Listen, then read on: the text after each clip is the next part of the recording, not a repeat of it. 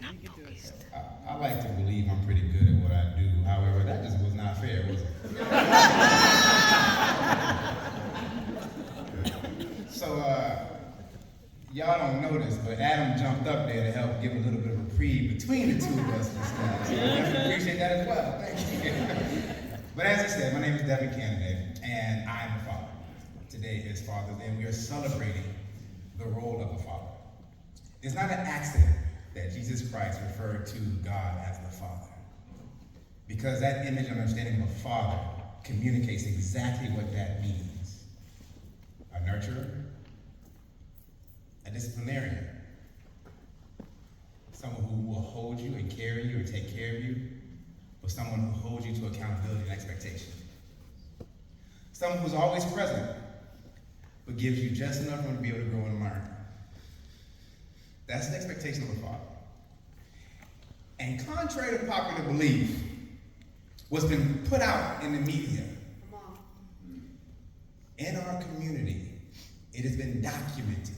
There is data supporting it. There are multiple surveys that have been taken over the years that show that the black father is the most engaged and most present of all ethnic community groups. Would you believe that? Yeah. Don't sound true, does it? Not if you allow popular media to convince you of who we are and what we are. But as you just heard a few moments ago, what I heard the entirety of Dr. Black's communication, what I heard in the entirety of what Brother Pritchett shared a moment ago, what I heard from the fellows on this panel is that legacy matters. Yes. It's wonderful that we have a life that we live right now. But that life is for naught if there's not a legacy left behind as a result of it. And when I think about legacy, I think about my dad. But I also think about those other men who were actively present in my life throughout. Whether it's in the barbershop with Richard and Rick, whether it is in the school with Mr. Townsend, now Principal Townsend, whether it's at Colonial Williamsburg, where I'm being challenged to identify different trees and different fruits and different vegetables, and how would our people have made it through with this? That was the role of the black men that were in my life coming up. And there's one term that I think about consistently that marks their representation in my life, and that's coach. A coach is someone, as I've been pouring into a fellow coach as of late.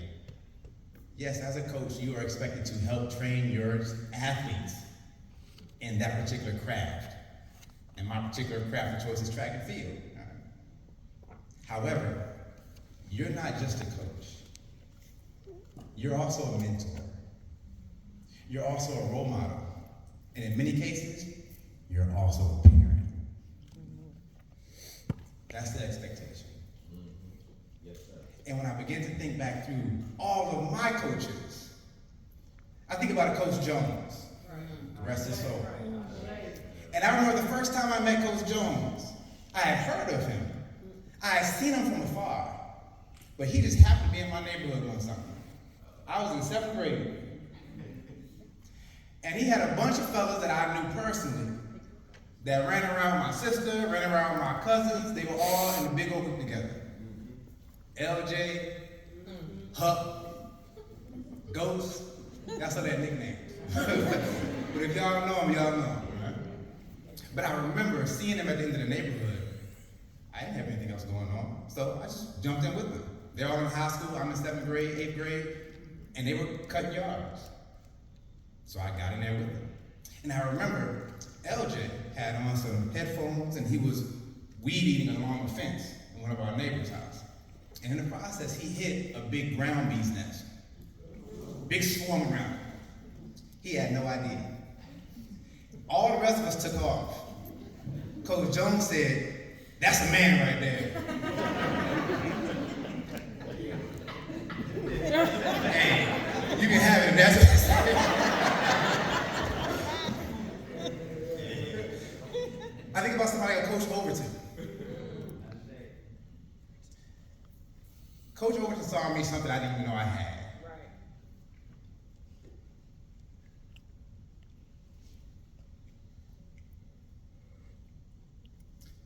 My first race, 9th grade year, indoor season. Coach Overton puts me in the 500 meters. I have no idea what a 500 is. Coach Townsend remembers that. Fort Union. 3 3/4 laps, or however many laps you gotta take around that little track. But I get in there. The gun goes off, I take off, and I'm going. I'm giving everything I got because I have no idea what I'm running. I'm just running. I start to get tired, and I feel my body winding up. And if y'all ever ran or raced like a 500, your eyes get blurry, you see tunnel vision. And I kid you not, I saw Coach Overton's face pop out the crowd. You gotta go! And it just lit inside of me, I took off. I qualified for states on that very first race because of that push where he jumped out and made himself known. I think about Coach Reed, who even though at a time when they had transitioned to another high school, he still made time to give me some coaching. And literally, going over to Bruton High School, our enemy, right? Go over to Bruton High School and he gives me a couple of drills. Do this, boom. I go to states. Coach Townsend can tell you, my first jump, I come in with a 42-foot triple jump. My first jump is 43. My second jump is a 44. My third jump is a 45. I win states off of that.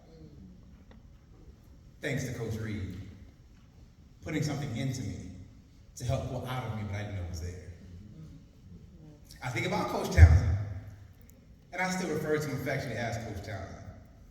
I remember pushing the cart all throughout school because at the time, he's a principal now, so he kind of changed the rules. But at the time, he bounced around from room to room. But he was always actively present for every one of his students.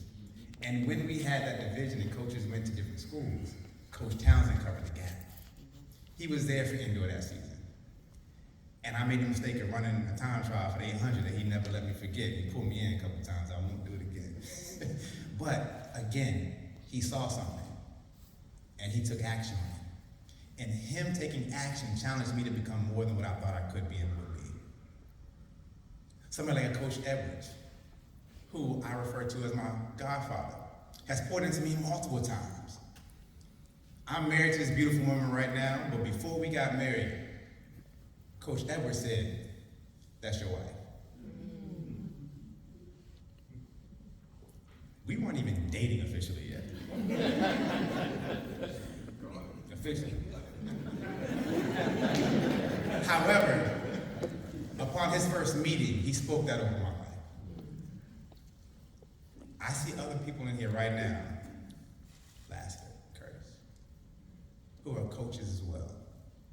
And I can guarantee every single one of us received amazing coaching. And that inspired us to become coaches. Not just on the athletic field, but in life, period. Because what we input into our children is not an aspect of one singular delivery. Did y'all hear that whole list of what we've overcome and how we endured that Dr. Black read through? It just kept going. I was loving every minute of it. Because it shows the dynamic nature of how we show up as Black men. Not just for our children, but for every child that's under our reach. Period. And we also see the data shows that when you have a Black man that's in that capacity of a coach, in that capacity of a teacher, in that capacity of an educator, all of the students in that space begin to grow, learn, and rise, and strengthen their identity of self. And as such, are that much more impactful to society at large. Yes. So I thank you, every father in this room. I thank you, every coach, whether you have that title officially or not, because you are coaching. Every mentor in this room, I thank you. Every brother, every son, show up. Be present. Live out the legacy that was set before you, such that there's a continuation as we go forward. Because without you, great men before me, I would not be who I am. And without me, great men before me, those younger ones would not be who they are to be. And so with that, we say thank you. We say God bless you. And we say Ashe. Ashe.